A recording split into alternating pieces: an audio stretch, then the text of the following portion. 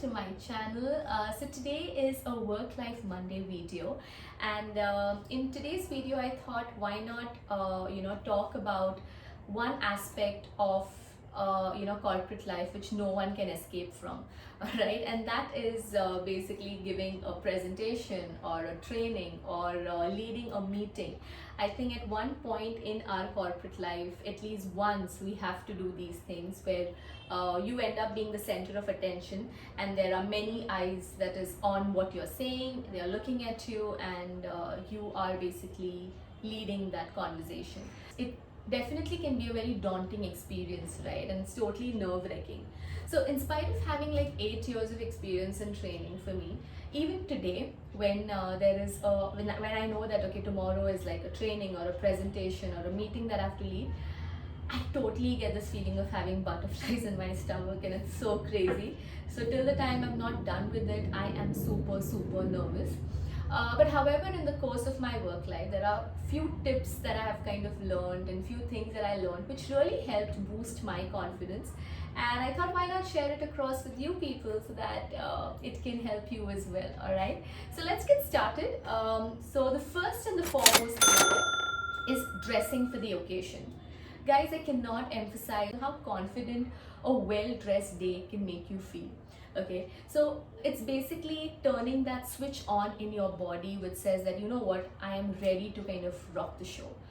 Just imagine when you're going for a party and you wear like that party outfit, you just feel a little bit more excited, you feel a little bit more ready to have fun and to just kind of rock the dance floor, right? So it's similar with the corporate life. When you have a presentation or a big day planned, or you know that today you have to kind of face the crowd, just dress for the occasion.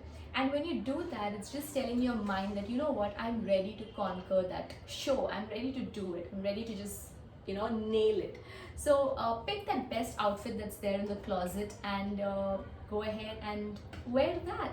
I did not mean going all jazzy and jintak-matak types for your presentation and training. Don't do that. Wear your style. If your style is simple and smart casuals, wear that. I think that's too jazzy, too glittery. Avoid too much of accessories as well. Like if you're wearing traditional, don't wear too much of bangles because it makes that clink clang sound.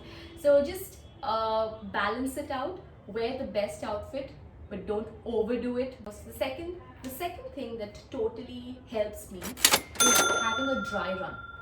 Now guys, it is so important to kind of practice your presentation or the meeting before you kind of go for it. When you do a dry run, I generally prefer doing it in front of the mirror because it just gives me an idea of how the audience can view me. Also, if I'm using my hand gestures too much, if I'm talking too fast, talking too slow, it just gives you a clear picture of how you want the audience to view you. So do a dry run in front of the mirror if possible, or record yourself and see how the audience can view you.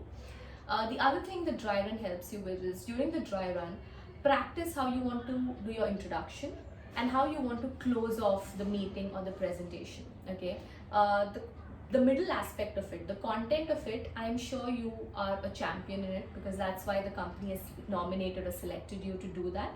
But generally what people do is we miss out on how to start off and we just close it abruptly.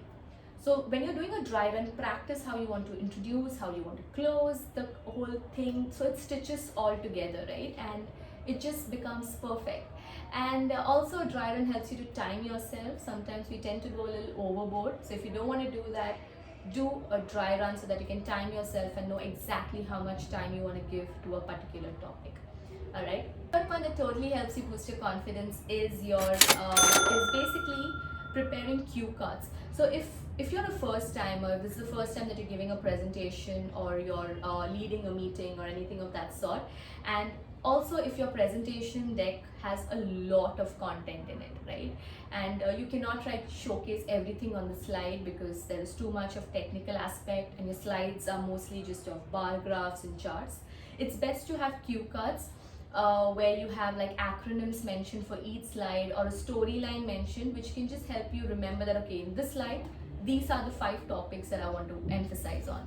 On slide number 2, these are the 3 topics that I want to talk about. So it just makes you feel a little bit more ready and a little bit more prepared for the whole meeting. And you don't have to constantly look at the presentation because you have your cue cards in front of you. Don't make your cue cards like a storybook. Don't write big paragraphs where you can get lost in the cue cards. It's very important you write it to the point and keep it very simple and sweet, okay, so that it helps you and does not go against you. All right, so the third one is the cue cards. Now the fourth point is maintaining eye contact. Okay, now when you maintain eye contact with someone, it just tells them that you're confident, but at the same time even you feel a little bit more confident, okay, because you're looking at them and you're having a conversation. So more than a training or more than a presentation, it feels like you're having a conversation with someone. So when you're talking to a friend of yours, you're not just going to look at the ceiling, or you're not going to look at the floor, or you're not going to look through them, right? You're going to be looking at them and talking to them and making them feel like you're listening to them. So when you have that eye contact with your audience, you kind of make them feel that, that you're listening to them and you're paying attention to them, and it also gives you that confidence. Avoid just catching one bakra and just staring at him and saying, oh, I'm just going to stare at you throughout the meeting. I don't care what anyone thinks. I just want to stare at you. Don't do that. Give everyone your equal attention and look at everyone and make everyone feel that they are part of this training session, right? So just don't take this one person and keep staring at him. And don't stare at someone. When eye contact means you just kind of maintain that subtle contact where you are listening to them and then looking away, looking at someone and then looking away. So just maintain that momentum. All right, the next one and the fifth point, which is super important, guys, because this deals with the change of perspective in your mind more than anything else. It is very important for you as a presenter to remember that this whole day is not about you. It is about your audience, okay? It's not about you as a presenter. Your role is just to impart the right information, or just to kind of give out the knowledge that you have, to share the knowledge that you have, right? So the audience's designation, the audience's position, the audience's seniority does not matter, because no matter what their designation, what their position, what their seniority, even if they are your mentors in probably outside the training room, but when you enter that training room, you are the presenter. When you enter the training room, it's your room, and everyone sitting out there are equals, okay? No one is greater than the other, no one is lesser than anyone else. Everyone is on the same page, okay, and you are leading them. It should never be the other way around. So remove that thought from your head that, oh my god, it's like they are the stakeholders of the company, or that was my mentor, how am I going to stand in front of them and train? As soon as you switch that off from your head, as soon as you change that thought that it's my training room, it's my kingdom, I rule there and I am out there to give the right information to my people, it just makes things much more better for you and you feel more confident about yourself. All right, so these are the 5 things that I totally try in all my trainings, and it really does help me to a great deal. So I would suggest y'all can try them as well. So I hope you like this video. If you did, please do like, share, subscribe to my channel. Also comment below as to what you all do to kind of boost the confidence during such days when you are feeling very nervous. Would love to hear from you all. And I'll see you again next week. Until then, always, every time and everywhere, spread love, spread positivity and be kind.